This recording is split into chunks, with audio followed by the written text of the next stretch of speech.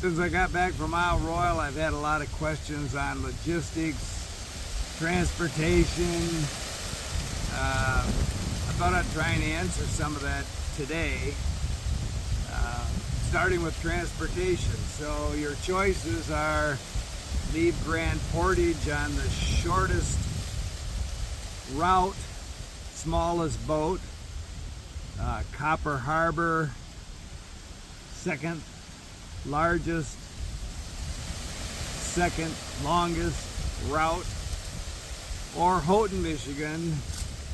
That boat is 6 hours, so I think it's 642. That boat's 6 hours, but it's the biggest ship, longest route. That would be my choice. Number one, if you catch the Copper Harbor boat and you have no other reason to go to Copper Harbor, it's a lot further all the way up the Keweenaw Peninsula to get to the boat. Houghton, because it is a longer trip, but it's a really comfortable ship. Meet lots of people. It's just those hours go by fast.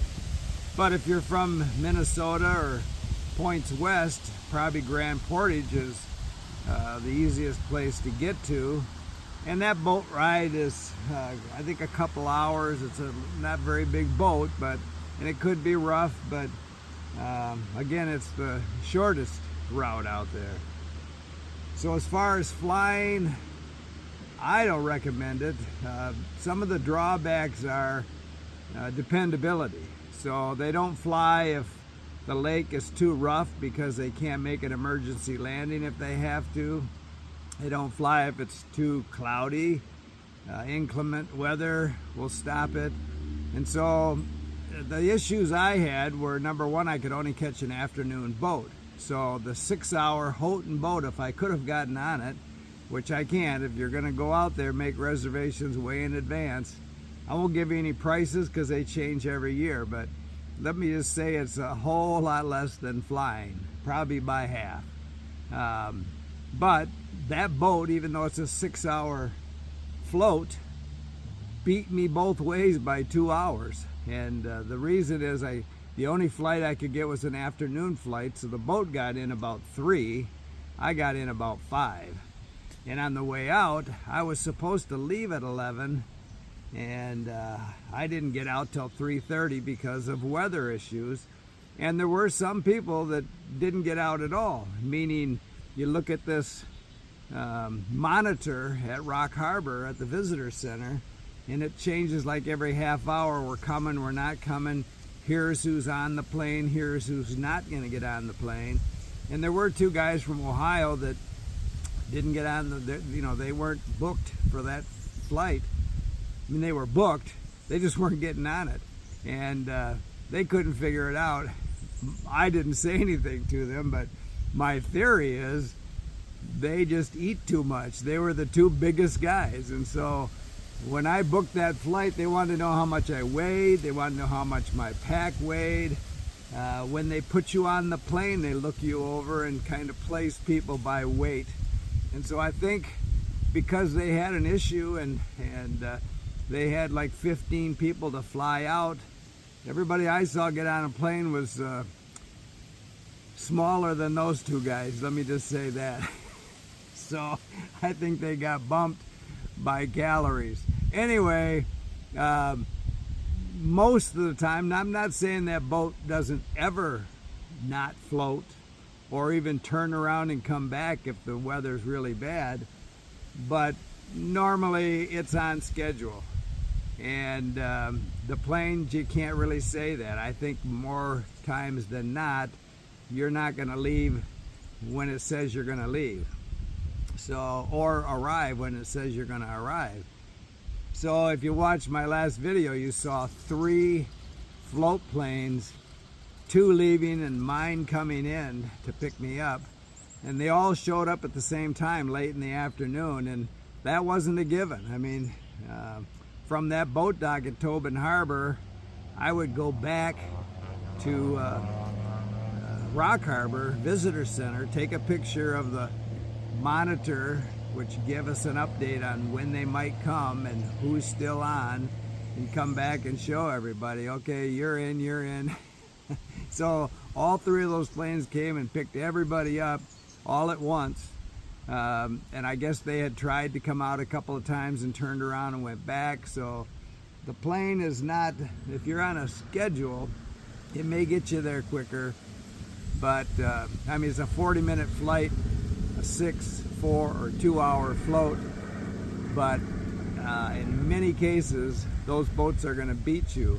I think these two guys from Ohio actually had to take a Copper Harbor boat to Copper Harbor, and then, but their car was in Houghton at this float plane place, Hubble Lake, or Hubble Torch Lake, I think is just outside of Houghton. So then they've got transportation, a cab or whatever, hitchhike, to get all the way back down the peninsula to where their vehicle is. The other thing is, you take that float plane, you're going to pay $8 a day parking. I don't know about the other two boats, but for sure the Houghton Park Service boat, you park for free.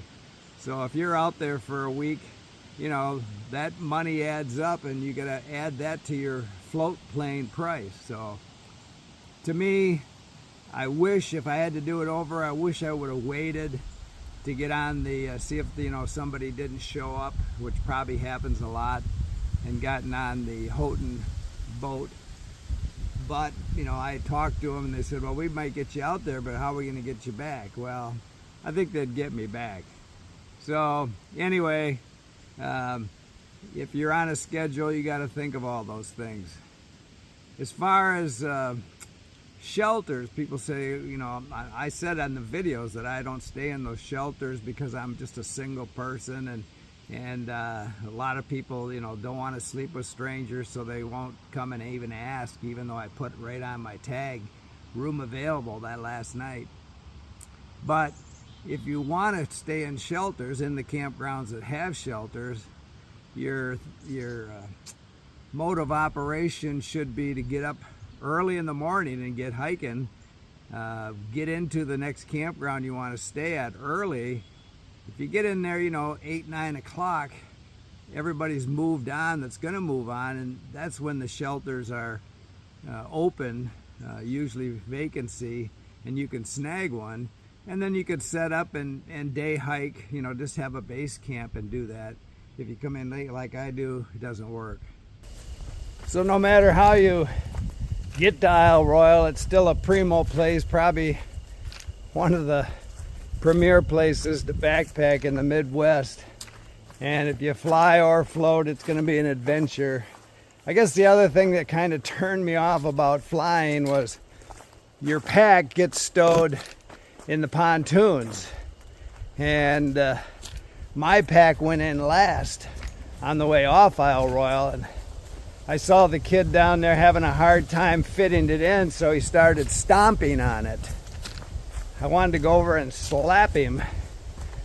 Anyway, I don't think your gear is going to get as well cared for as on the boat, where it goes into a big caged roller with everybody else's and nobody messes with it, and there's plenty of room for everybody's pack. It doesn't have to be sardined in and stomped on to fit. Anyway, those are my thoughts. Keep smiling.